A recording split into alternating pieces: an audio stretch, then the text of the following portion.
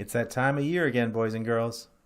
A time for renewal and, at least hobby-wise, a time to dream about what's ahead. Last year I posted my wish list, and you know what? I got my new tool saber. And I finally got my hands on that new Hobby Boss U2 that I wished for in 2023. Actually, I've been pretty lucky with these lists over the years. Obviously, a lot of these new kits were released to satisfy my personal wishes. Right? Anyway, why stop now? Here is my new wish kit list for 2025.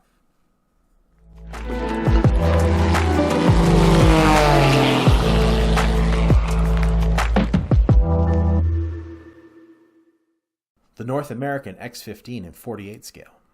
The main hall of the Smithsonian features a wonderful collection of record-setting aircraft and space artifacts. There is the first airplane, the plane that first crossed the Atlantic, the first American jet fighter, and the capsule that took the first astronauts to the moon. And right there, seemingly flying past all of them, is this brutal black beauty. The X-15 flew in the 1960s, set all the speed records that still stand to this day. I suppose the only thing faster than the X-15 is a space shuttle on re-entry, but that's a whole different sort of flying. The X-15 was designed to punch the air, get to the edge of space, and give NASA all the information it needed to train astronauts and design future spacecraft. And boy, did they make this one look tough. It's got bolts and rivets, and in places it almost looks hammered together. Look at the canopy and that wedge tail. This was a brute and one tough bird.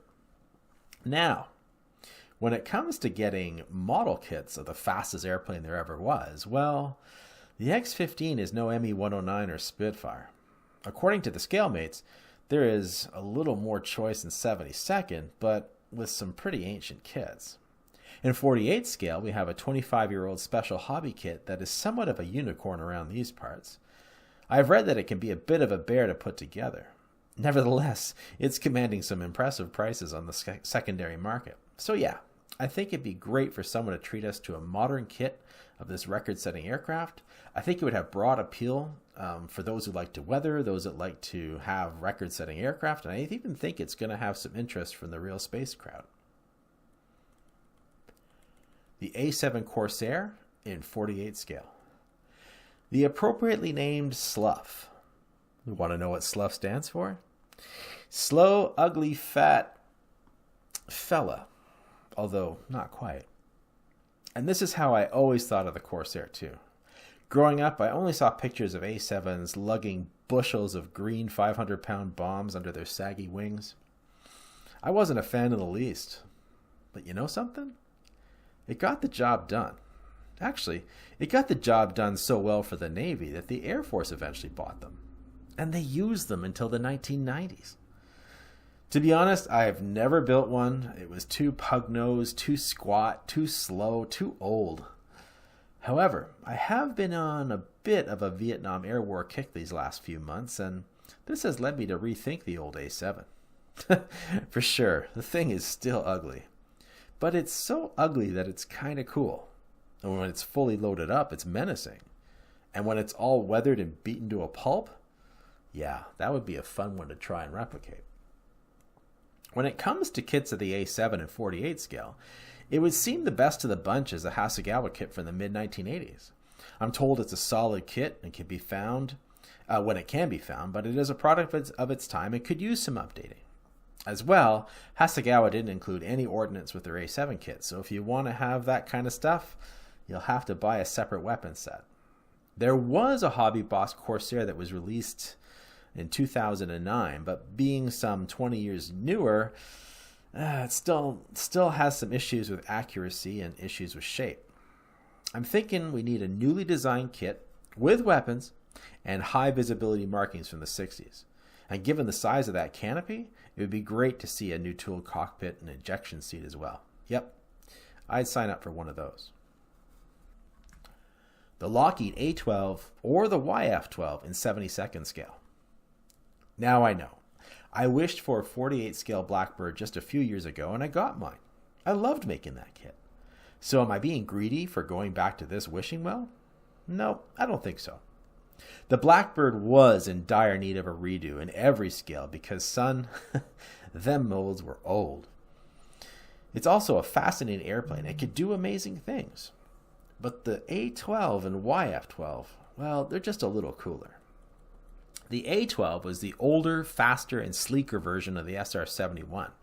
A12 drivers describe the difference between their plane and the Blackbird as a difference between a Formula One race car and a comfortable family sedan. And who am I to argue with them?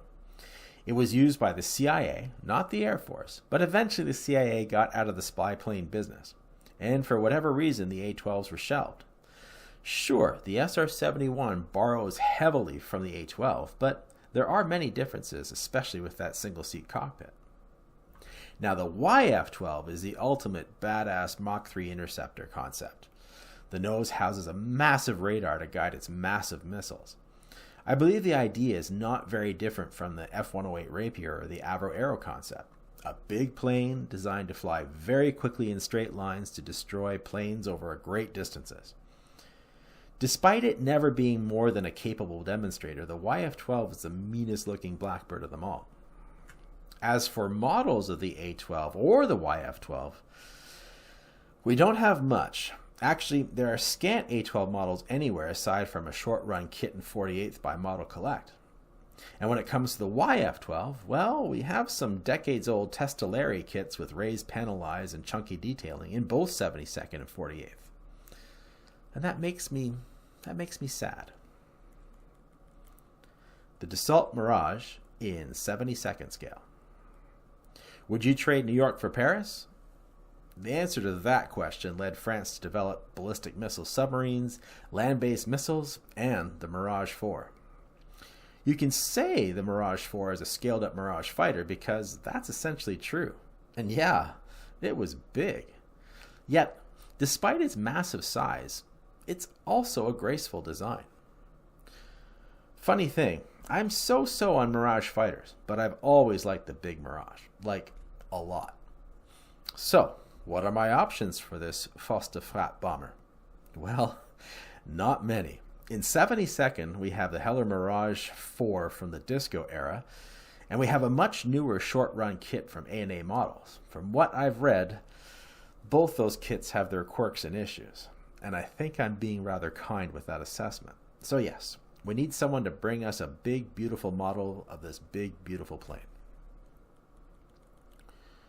The Boeing B47 in 72nd scale.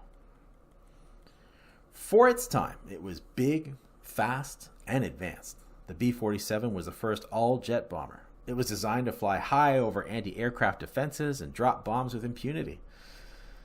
Then a little incident involving a U-2 flying over Russia pretty much shut the door on that sort of thing. The Air Force tried to repurpose the plane into a low-altitude toss bombing platform, but the wings, they weren't designed for those stresses, and those maneuvers likely led to some horrific wing-shedding accidents before the plane was retired in the 1960s.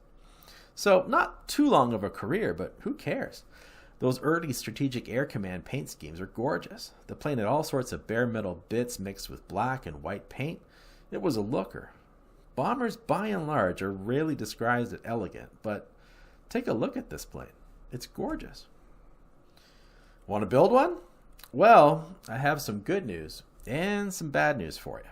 Yes, there is a B-47 model in 72nd, and since Hasegawa made about 500,000 of them, they're not that hard to find. But, well, this kit is older than me. The molds date from before the first moon landing. There were probably hippies building this kit instead of taking showers at Woodstock. Those who have braved the kit said it's definitely a product of its time, but a good result can be had if you put the time in. Yeah, and likely a whole lot of aftermarket. So I think it's time we see a brand new B-47 with some colorful SAC markings. Yeah, we do. And that there is my list. As usual, I wish everyone a happy, healthy, and fun 2025.